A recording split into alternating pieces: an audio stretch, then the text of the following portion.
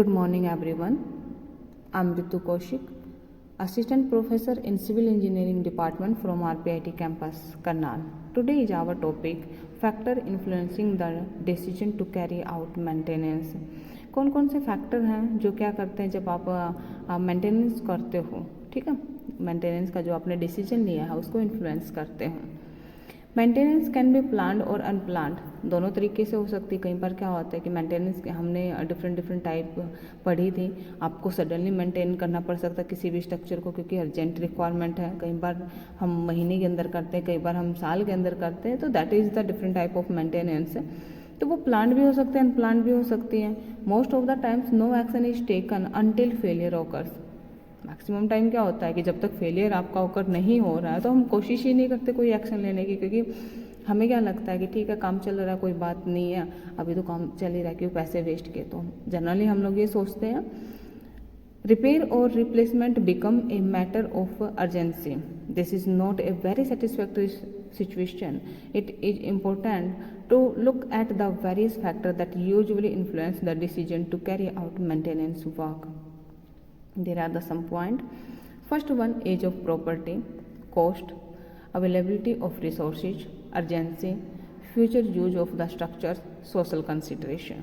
ठीक है, some point है, वन बाय वन हम डिस्कस करेंगे. First one, age of property. Age एक ऐसा फैक्टर है कि किसी भी स्ट्रक्चर को रिपेयर करने से पहले हमें पता करना पड़ता है कि अच्छा ये स्ट्रक्चर कितना पुराना है. 1 साल का बना हुआ है, 2 साल का है, 10 साल का है. क्योंकि जो एज है, एज के अकॉर्डिंग भी क्या होता है कि जो मटेरियल की स्ट्रेंथ है वो कम होनी स्टार्ट हो जाती है. तो this is the most important factor. हम क्या करेंगे इसमें, कुछ पॉइंट्स हैं, पढ़ लेते हैं. Before embarking on the plan को स्टार्ट करने से पहले, एम्बार्क करने से पहले, to repair the building its age should be assessed. Age को हमें चेक कर लेना चाहिए. The remaining useful life of building will not only justify the amount of capital spend to keep the building as an economic asset.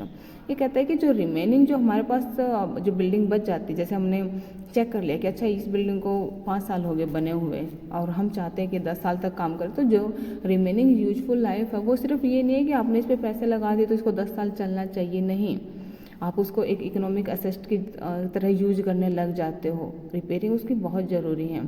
तो इसके हिसाब से भी हमें उसकी एज चेक कर लेनी चाहिए.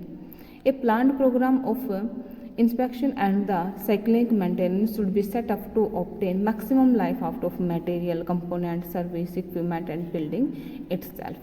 Clear? Next point है हमारे पास cost. Cost is a major factor which influence the decision to undertake maintenance operation. First one, the cost of maintenance should be worked out before starting the maintenance. Maintenance को start करने से पहले आपको एक complete जो maintenance की cost है वो तैयार कर लेनी चाहिए. Expenses on the material and labour need to be estimated कि कितना आपका मटेरियल का एक्सपेंस आ रहा है और कितना लेबर की ज़रूरत है, तो वो आपको पहले ही एस्टिमेट लगाना है. Major maintenance work can be executed in tandem with regular or cyclic maintenance to affect saving on the overall cost.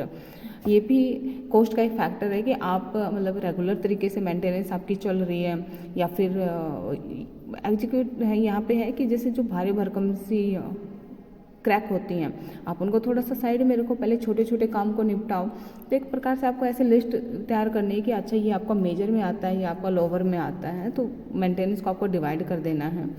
The actual cost and the nature of the all maintenance work should be properly recorded for future use. Record कर रखना आपको future use के लिए. Information regarding equipment, material and labor for maintenance activities can be helpful for maintenance work in future. ठीक है. These are the 2 points, age of property and cost, we have discussed in this video. The remaining point we will discuss in our next video. Thank you.